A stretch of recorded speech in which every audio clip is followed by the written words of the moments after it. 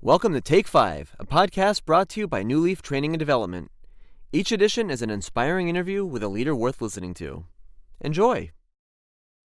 Hey, I'm Paul Butler. I'm one of the client partners at Newleaf Training and Development, and I'm so delighted to be joined today by Cynthia Mikimoto, who is the Associate Director of Prospect Management at the California Institute of Technology, aka Caltech.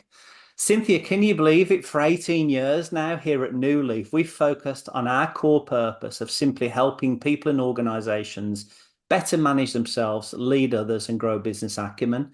I just wondered what would be your recommended best practices to help people and organizations be their best. But please do start though by telling us a little bit more about your organization and what you do and who you serve. So over to you, Cynthia, and I'll wrap it up when you're done. Okay.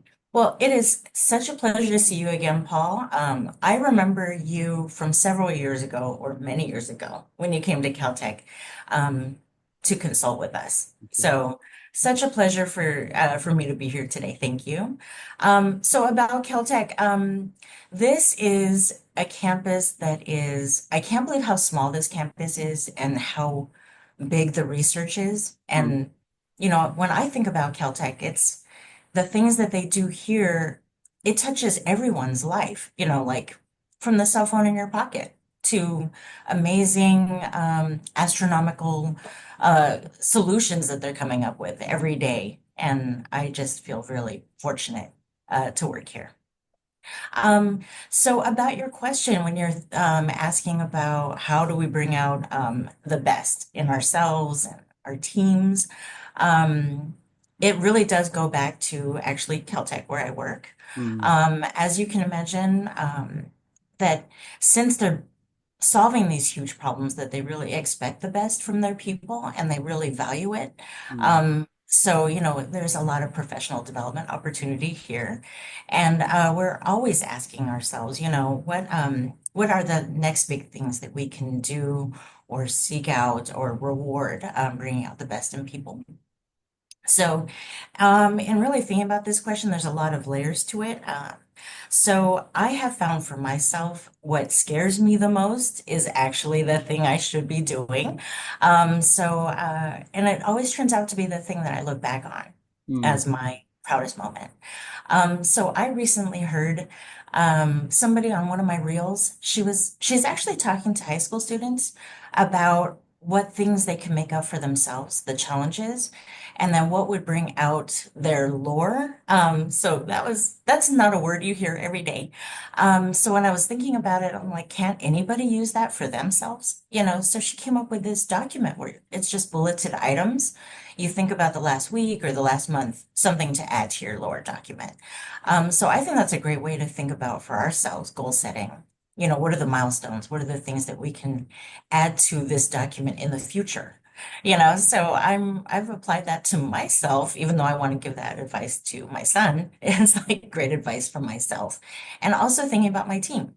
So when I think about motivating my team, I think about what are the ways that I can help make that happen.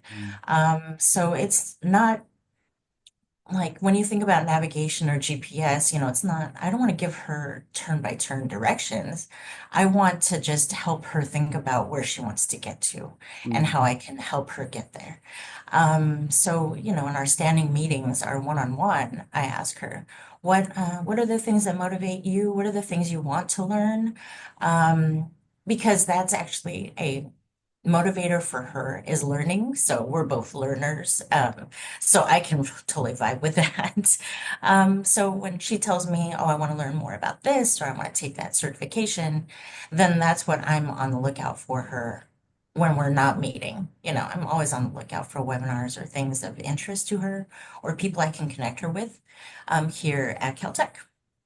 Opposite to that, you know, asking about what's motivating, I also think about what are the things that she might want to stop doing at work? What are the things that are not at all, you know, we all have things, I think, very tasky things that we do day to day. But then, you know, I'm thinking about like if that was something that she would bring up, I would think about, well, what are the ways that we can automate or, things that we can do to relieve that for her so that she can continue working on the things that motivate her and bring out the best in her. So those are the topics that I can think of that answer your question. So thank you, Paul.